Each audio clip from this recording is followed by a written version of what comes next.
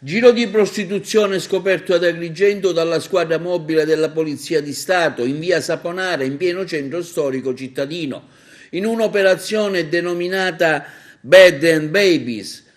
i cui dettagli sono stati illustrati oggi in una conferenza stampa presieduta dal dottor Giovanni Minardi, capo della squadra mobile. Infatti ieri la Polizia di Stato di Agrigento ha eseguito un'ordinanza di custodia cautelare di sottoposizione agli arresti domiciliari emessa dal GIP Alessandra Vella a carico di Emanuele Paci del 53, della moglie Pierina Miccichè del 57 e del loro figlio classe 90, ritenuti responsabili in concorso del reato di favoreggiamento e sfruttamento della prostituzione aggravato. Il personale della Polizia di Stato, della squadra mobile diretta da Giovanni Minardi, ha così sviluppato per diversi mesi e fino all'inizio del 2019 un'articolata attività investigativa che ha permesso di accertare come un notevole flusso di soggetti si recavano al fine di consumare prestazioni sessuali presso 3 abitazioni site in via Saponara e tutti riconducibili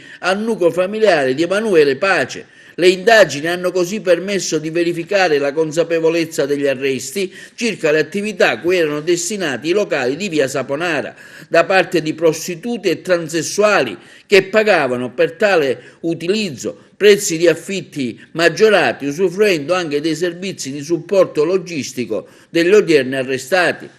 Le attività sono state condotte dal sostituto procuratore Elenia Manno della Procura della Repubblica di Agrigento, diretta dal dottor Luigi Patronaggio. Gli elementi probatori a carico dei congiunti Pace sono costituiti da attività di monitoraggio, perquisizioni, sequestri e acquisizione di documenti riscontrati sui siti anche di incontri hot della nostra provincia. Nel corso dell'indagine numerosi i clienti di diverse età e professionisti individuati che sono stati accompagnati alla squadra mobile ove hanno confermato il motivo delle loro visite nella via Saponara. L'operazione ha coinvolto anche una ventina di operatori della squadra mobile, dell'UPG, della Polizia Scientifica e dell'Ufficio Immigrazione.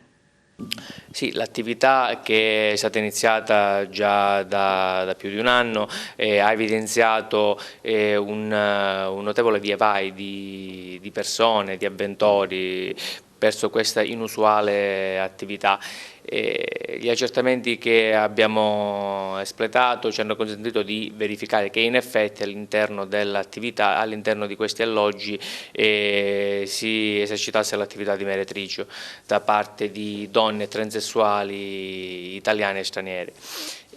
Quindi a seguito di tutti questi accertamenti abbiamo chiuso il cerchio e l'autorità giudiziaria ha emesso un'ordinanza di custodia cautelare e i